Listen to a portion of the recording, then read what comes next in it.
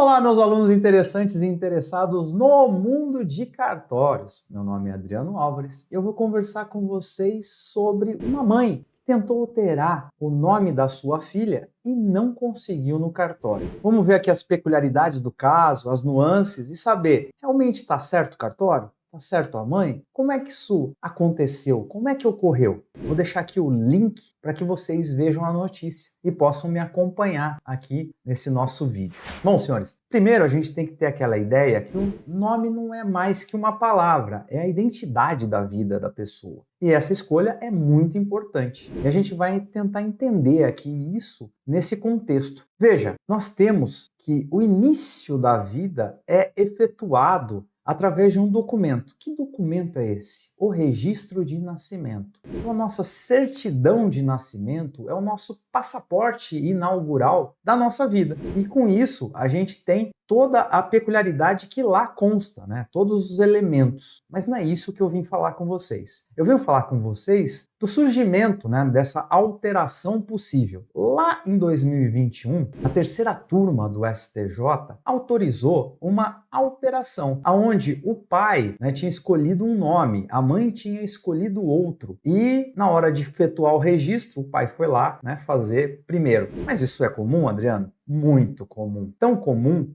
que na minha família existe a história da minha avó. Que história é essa, Adriano? Minha avó se chamava Clementina, né? A minha avó paterna. E o meu bisavô paterno, dizem lá na história da família, que ele foi fazer o registro e foi parando de bar em bar para que as pessoas fossem comemorar no interior do estado de São Paulo, e isso ocorria com frequência. Diante disso, ele chegou no cartório já mais para lá do que para cá, e o escrevente do cartório perguntou para ele qual o nome da criança. Ele prontamente falou, esqueci, é Tina, tá? Em vez de voltar para a casa dele, pouco longe, e confirmar o nome, e nessa época que eu estou falando para vocês, não tinha nem telefone, tá? Não vou revelar minha idade por completo, mas já sabe que é coisas de século passado. E aí ele falou, era Tina. O escrevente do outro lado do cartório de registro civil falou, Clementina? É isso, Clementina. Põe aí. E aí quando ele chegou na casa da minha avó, pronto. E aí, como é que fica essa situação? Veja, eu estou lá no início, né, do século XX, quando isso ocorreu. Ao longo dos anos, a gente tem essa importância do nome, a manutenção do nome, que ele tem essa força, o condão, essa conotação de que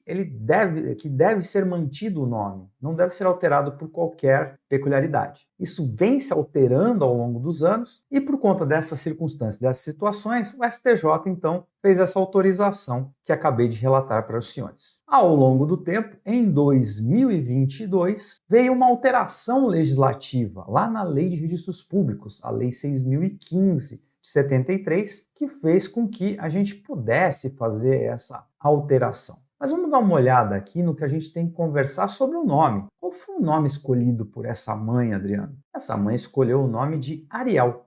Mas Ariel é uma princesa? Sim, mas ela também descobriu que Ariel é um nome que pode ser tanto masculino como feminino. E ela achou que possivelmente a filha dela iria sofrer algum tipo de bullying por conta disso. Até porque lá na própria maternidade, a enfermeira, o médico e todo mundo achava que era um menino. Então eles ficaram, né, os pais, meio que reticentes com esse incômodo de que iria ocorrer. E aí eu fui fazer uma rápida pesquisa e, né, mostrar aqui para vocês que sim, a palavra, né, Ariel como um todo, ela é ambivalente, ou seja, ela vale tanto para o masculino como para o feminino. Como a gente tem aqui no nosso Instituto Jurídico da uso capião, é do uso ou da uso capião. Tanto faz uma como a outra. E aí o que nós temos? Bom, nós temos aí a princesa que todos conhecemos, temos também aí um possível roqueiro, temos também uma outra banda, temos também um MC, Ariel. Então veja, de acordo com os pais, eles falam assim, vai dar problema isso no futuro. Então vamos lá fazer uma análise, uma verificação. Mas se vocês forem pensar bem, né, ao longo do todo e do contexto que a gente tem, vou trazer aqui algumas bandas e músicas, né, que vão aparecer aí para vocês, que também causam espanto e estranheza nas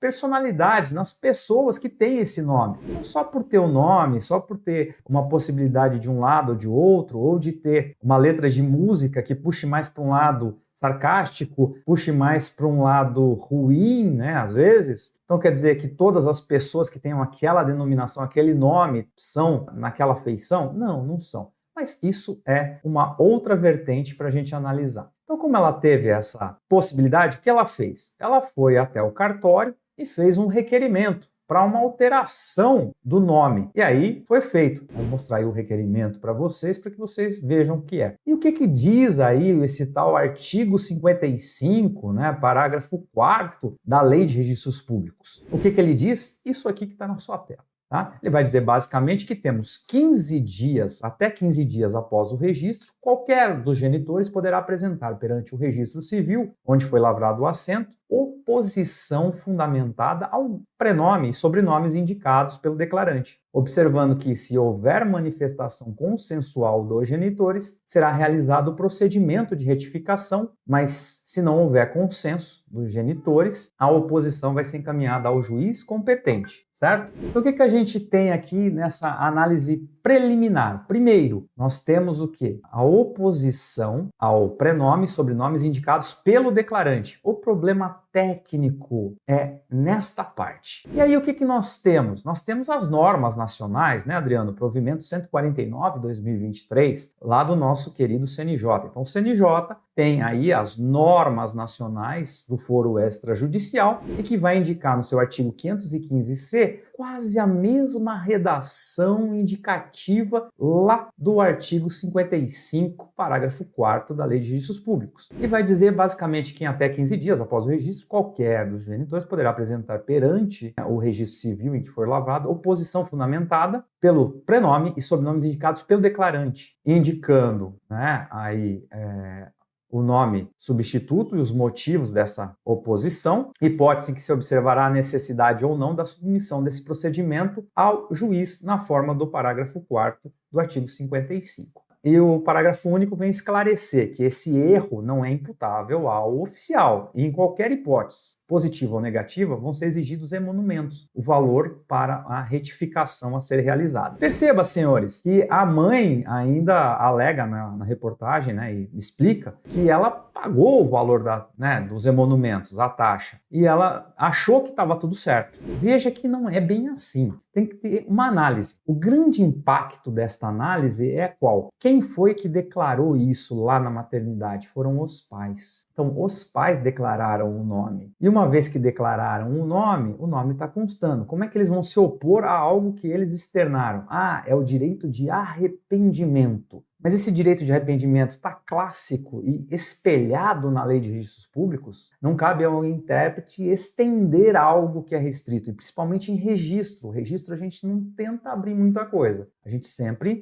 fecha. Esse é o problema. E aí foram ouvidos especialistas aí na reportagem que eu mostrei para vocês. Então a gente tem especialista falando que o arrependimento não é possível, tem especialista falando que, mas na lei não foi tão claro e que tem que ter um certo jeitinho para a gente poder fazer e atuar e tudo mais. Tá? E, por conta disso tudo, o que aconteceu, a repercussão que teve, o advogado da família se dirigiu e solicitou a corregedoria que apurasse, né, a nota devolutiva que foi feita lá pelo oficial e que fosse efetivado essa alteração. E a Corregedoria de São Paulo afirmou que já mandou para o juiz competente para analisar o caso. O cartório também fez isso, fez um envio. E o que diz a nossa ARPEM, né, que é a nossa Associação dos Registradores Civis lá do estado de São Paulo? Ela falou que foi feito o procedimento e que o procedimento foi implementado e que a legislação não prevê a simples alteração por arrependimento posterior à escolha do que já foi registrado, mas apenas nos casos de oposição formal de um dos genitores, o que não foi o que aconteceu no caso, apesar de ter sido orientado os pais do procedimento adequado. E aí, nós vamos fazer aqui o nosso parênteses aqui para a gente poder conversar com os senhores. Então já dei os argumentos pós, os contras e tudo mais. Eu acho que a gente tem que analisar isso sob uma ótica singela. O da criança, né? Olhar lá para o menor. Dentro dessa narrativa, da perspectiva, o nome foi dado. Este nome que foi dado pelos pais não os adequou posteriormente, ou seja, eles não viram lá anteriormente tudo isso, então estão arrependidos do nome. Poxa, a gente viu o nome durante um certo tempo, né? Depois vai ter esse arrependimento, e aí vamos fazer essa troca lá no cartório? Bom, então, a alteração no cartório, ela é possível, de uma via singela, aquela em que eu expliquei, como se fosse lá o da minha avó. Aí a gente teria essa possibilidade. Você já fez isso, Adriano? Já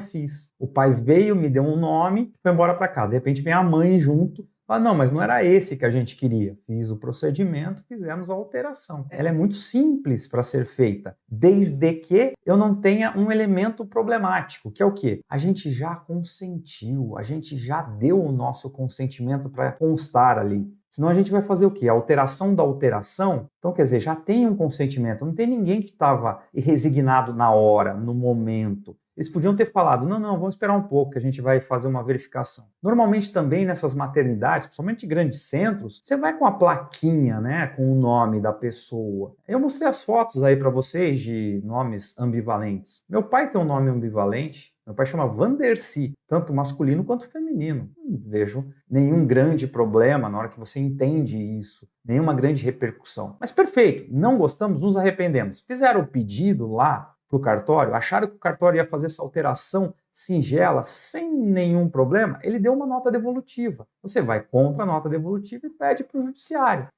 Será que a gente consegue no judiciário fazer essa alteração administrativamente?